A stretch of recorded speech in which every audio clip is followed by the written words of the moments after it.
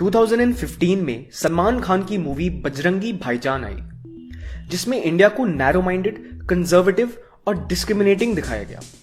वहीं दूसरी तरफ पाकिस्तान को ओपन माइंडेड और नॉन डिस्क्रिमिनेटिंग दिखाया गया। उस मूवी को देखने के बाद IIM अहमदाबाद के एक प्रोफेसर ने एक रिसर्च टीम तैयार की। उस रिसर्च टीम ने 1950s से लेकर 2010s तक के बॉलीवुड मूवीज का एनालिसिस किया। उस एनालिसिस के कुछ पॉइंट्स ये हैं। 74% of those films presented the Sikh community as laughable. 58% of the corrupt politicians had a Hindu Brahmin last name. 62% of corrupt businessmen had a Vaishya last name. चलो ठीक है, सारे कम्युनिटीज को बुरे लाइट में दिखाया, लेकिन नहीं। The hypocritical thing is that 84% of Muslims in the films were shown as strongly religious and honest. और अगर किसी को क्रिमिनल दिखाया भी गया तो ये दिखाया गया कि भाई दिल का सबसे अच्छा है। फिर उस रिसर्च टीम ने ऐसे 20 बॉलीवुड फिल्म्स को एनालाइज किया जो पाकिस्तान में बेस्ड थे, यानी मूवी की सेटिंग पाकिस्तान में थी। In 18 of those 20 films, Pakistan was projected as open-minded, welcoming and courageous. चलो ठीक है, किया। लेकिन उन्हीं मूवीज में इंडियंस को नैरो माइंडेड, अनवेलकमिंग और कंजर्वेटिव दिखाया गया। ये वही बॉलीवुड है जिसमें गुंडे, मवाली और अंडरवर्ल्ड के लोगों को तिलक लगाए हुए दिखाया जाता है। वहीं दूसरी तरफ मास मर्डरर्स और कन्विक्टेड क्रिमिनल्स को ग्लोरीफाई और ग्लैमराइज किया जाता है।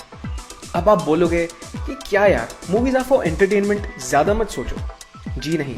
फिर उसी रिसर्च टीम ने स्कूल्स में एक सर्वे कंडक्ट किया और उस सर्वे से ये पता चला कि 94% बच्चे ये मानते हैं कि बॉलीवुड की स्टीरियोटिपिकल रिप्रेजेंटेशन ऑथेंटिक है। उसी रिसर्च ने ये भी बोला कि रिसेंट डेकेड्स में हिंदूज को स्टीरियोटाइप करना और भी ज्यादा बढ़ गया है।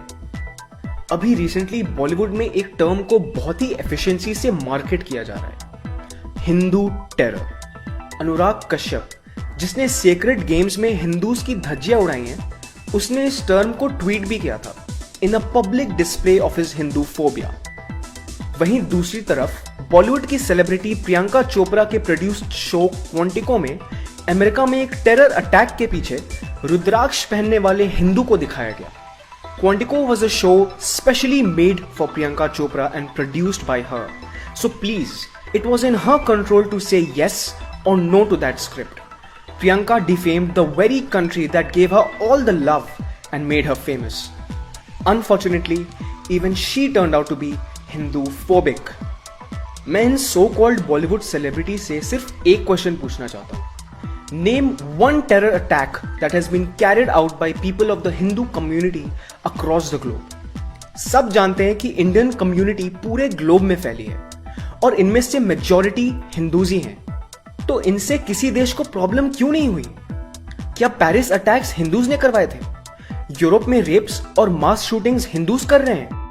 किस हक से अनुराग कश्यप ये बोल रहा है कि हिंदू टेरर इज इंक्रीजिंग? किस हक से प्रियंका चोपड़ा एक पूरे कम्युनिटी को दोष दे रही है अपने शो में? In fact, when Afghanistan was destroyed by invasions, it was India, a Hindu majority nation, who built a parliament for Afghanistan. And mind you, Afghanistan is a country with 99.7% Muslims. So please don't say India is Islamophobic. Hindus are just against forceful conversions, love jihad and terror, which are not depicted in so-called shitty Bollywood films. You just cannot keep targeting one innocent community just because it is tolerant and stays silent. Yes, rape is horrific and the recent Kathua case is being investigated. लेकिन इन Bollywood actresses को देखो जो play cards लेकर खड़े थे और deliberately Hindustan और देवीस्तान को यूज कर रहे थे, blatantly attacking an entire community for one horrific crime. अब कौन ला रहा है रिलीजन बीच में? रियलिटी में हर चीज में रिलीजन लाने वाले लोग ये कूल इंटेलेक्चुअल्स ही हैं। In 2018 itself, Geeta, who was a 10-year-old girl, was gang raped by Muslims in Ghaziabad. Why didn't the very same celebrities stand up with placards? Gita लड़की नहीं है, इंसान नहीं है। कहां गई तुम्हारी इंसानियत? ये सिर्फ यही दिखाता है कि ये लोग हिंदू फोबिक हैं और इंडिया से नफरत करते हैं। इट इज स्ट्रेंज कि इनमें से एक का बाप ये है, एक नवाब साहब से मैरिड है और एक है Swara Bhaskar, the biggest hypocrite of all. इसकी एक फेक फेमिनिस्ट मूवी आई थी, वीरे Di wedding. Veere Di wedding had a scene where Hindu phobic Swara Bhaskar was masturbating. गौर करने वाली बात यह है कि जिस हिंदुस्तान को ये गाली देते हैं, कंजर्वेटिव और इंटॉलरेंट बोलते हैं, उसी हिंदुस्तान में ये मूवी रिलीज भी हुई, लोग देखने भी गए और मूवी सुपर हिट भी हुई। वेलकमिंग और टॉलरेंट पाकिस्तान में इस मूवी को बैन कर दिया गया। This is what Swara Bhaskar said when she visited Pakistan. लेकिन हमने यहाँ आके पाया कि जिसको अक्सर दुश्मन देश समझा जाता है वो कतई ऐसा नहीं है, और जितना हमें यहाँ प्यार और मैं कसम खा के कह रही हूँ, मैं काफी जगह घूमी हूँ, लेकिन लंदन, न्यूयॉर्क, इस्तांबुल, पेरिस सब फेल है लाहौर के सामने। And this is what she said after the movie got banned in Pakistan.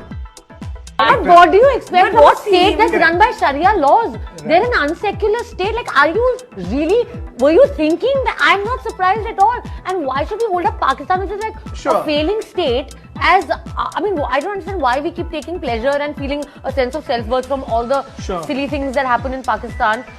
तो हम गए और मैंने जनाब वर्ड सीख लिया, क्योंकि हम इंडिया में भैया भैया करते हैं, लेकिन मैंने सोचा यहाँ थोड़ी सलीके से रहना चाहिए। तो हम गए और उन्होंने कहा जनाब वो हम थोड़ा रास्ता नहीं समझ आ रहा, तो डिफेंस जाना था, कौन सी बस मिलेगी। To show you Pakistanis have a way worse vocabulary than we do. I know. यार इस बॉलीवुड की आदत बन चुकी है हिंदूज को डिफेम करने की और उनको मॉक करने की। ये देखो कैसे करण जौहर और उसके कुछ फेक एक्सेंट वाले दोस्त कितने इनसेंसिटिवली साउथ इंडियन लैंग्वेज का मजाक उड़ा रहे हैं।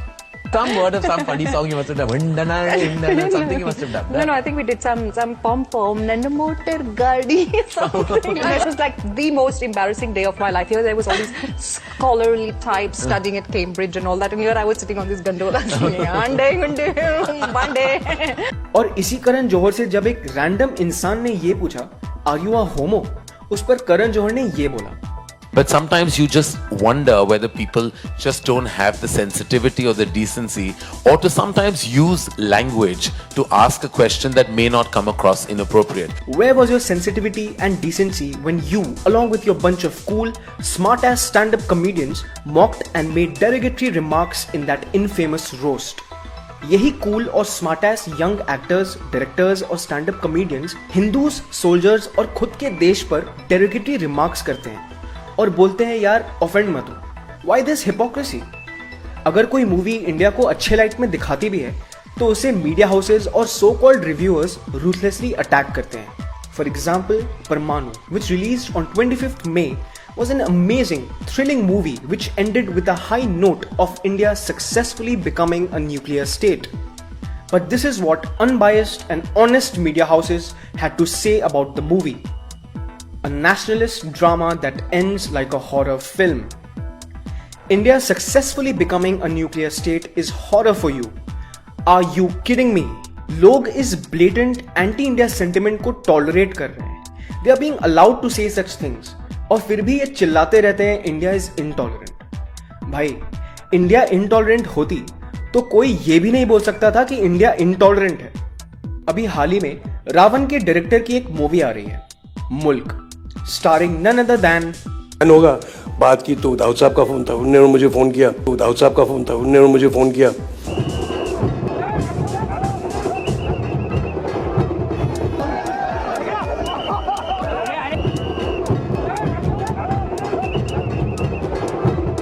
उसके प्रेस कॉन्फ्रेंस में तापसी पन्नू ने ये कहा। डिस्टर्बिंग है, इसलिए मैं बताती हूँ क्यों मैं इसका आंसर देती हूँ। सबसे पहले तो एक अपनी लाइफ से बताना चाहूँगी। My manager is a Muslim, my driver is a Muslim, my house help is a Muslim. अगर मेरे को डिस्टर्बिंग फील होना हुआ कि इन सब लोगों की प्रेजेंस में, तो आई थिंक मैं तो बहुत ही डिस्टर्ब रहूँगी दिन रात, क्योंकि my life is run by them. So it was very disturbing to realize that this is how a particular religion is targeted. So एक तरह से मेरे को disturbing था, क्योंकि ये लोग literally मेरी life का एक मतलब inseparable हिस्सा है। तो मेरे लिए बहुत disturbing था ये चीज़, इसलिए शायद ये एक बहुत बड़ा reason था मेरा फिल्म करने का, कि अगर किसी को खड़ा होना चाहिए तो शायद I think I would love to take the responsibility. तो ये जो दहशत है, जो डिस्टर्बेंस है जो मेरे दिमाग में थी, ये उसको वेंट आउट करने का तरीका था ये फिल्म करना. सो इतना डिस्टर्बिंग था मेरे लिए. लेकिन तापसी के लिए ये तब डिस्टर्बिंग बिल्कुल भी नहीं था जब हिंदू टेरर को मार्केट किया गया, हिंदुस्तान को रेप से एसोसिएट किया गया. वही हिंदुस्तान जिसकी मेजॉरिटी पॉपुलेशन हिंदू है और जो तापसी के फिल्म्स को देखती है और पैसा और प्यार देती है. और तो और फिल्म के डायरेक्टर ने उसी प्रेस कॉन्फ्रेंस में एक बहुत ही डम्प, इग्नोरेंट और बायस्ड बात बोली. End of the day what I want to say is so ये 92 93 हो गया, फिर ये सिलसिला खत्म हो गया. 93 में बंबई में बॉम्ब ब्लास्ट हो गए, वो उसका पूरा केस जो चला वो चला, आप देख ही रहे हैं. 2002 तक एक बड़ा कांड हुआ गुजरात में, जिसके बाद शांति हो गई थी. हिंदू मुसलमानों ने डिसाइड कर लिया था भाई जिंदगी is way tougher than this conflict. So they started dealing with life. But past few years, it has changed again. It has taken a new form. मतलब 2002 में एक बड़ा कांड हुआ और उसके बाद सब पीसफुल था. और अब अचानक से पिछले 4 सालों में हिंदू टेरर ने देश को हिला कर रख दिया है.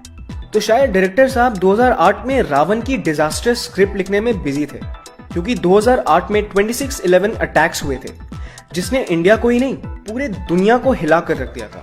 उसका क्या डायरेक्टर साहब, जब अटैक्स हुए थे तो हमारी पुलिस और आर्मी वालों ने ही सिविलियंस की जान बचाई थी, टेररिस्ट्स को पकड़ा था, शहीद भी हुए थे. उस वक्त तो किसी बॉलीवुड सेलिब्रिटी ने AK-56 जैसे मास डिस्ट्रक्टिव वेपन से देश को नहीं बचाया. सिविलियंस को बचाने ये सेलिब्रिटीज क्यों नहीं आए? अपने बिल में घुसकर क्यों छिपे थे? ओ हाँ, आजकल तो सियाचिन के जवानों का मजाक उड़ाना बहुत कूल बन चुका है ना. क्यों आएंगे लोग, क्यों आएंगे ये कूल हिंदूफोबिक सेलिब्रिटीज लोगों को बचाने? Where is the fake feminist Swara Bhaskar now when the Hindu community is being labeled as Hindu terror? इनके बारे में विवेक अग्निहोत्री ने ये बात काफी सही बोली.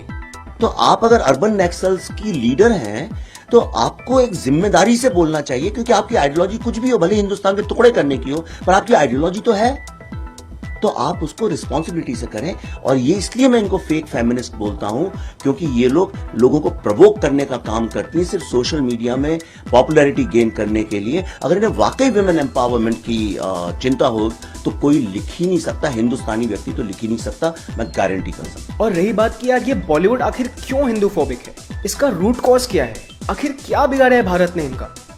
तो इस पर Rajiv Malhotra, who is working hard to expose the breaking India forces and uncovering Hinduphobia in our education system, उन्होंने बहुत ही सटीक आंसर दिया. Why is the Indian left so against Hinduism?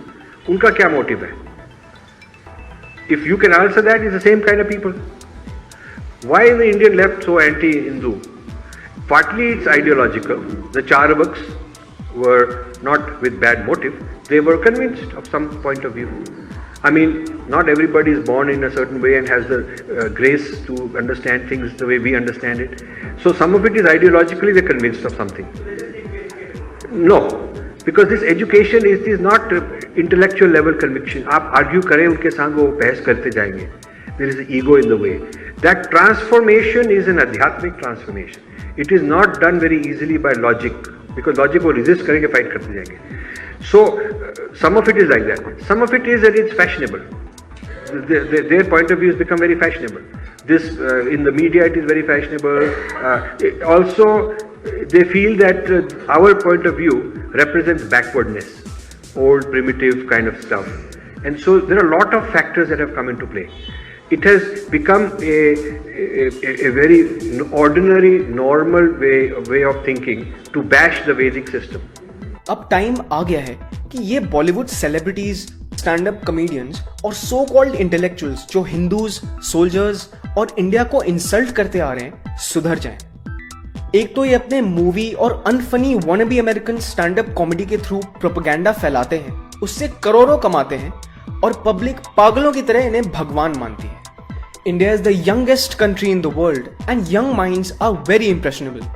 Let's fight against this Hinduphobia and boycott these elements from the society who are doing nothing but spreading misinformation, mistruth, causing mass hysteria and misguiding the Indian youth. If you loved this video and found it sensible, share it with as many people as you can to spread awareness about this issue and subscribe to FMF for more such content ahead.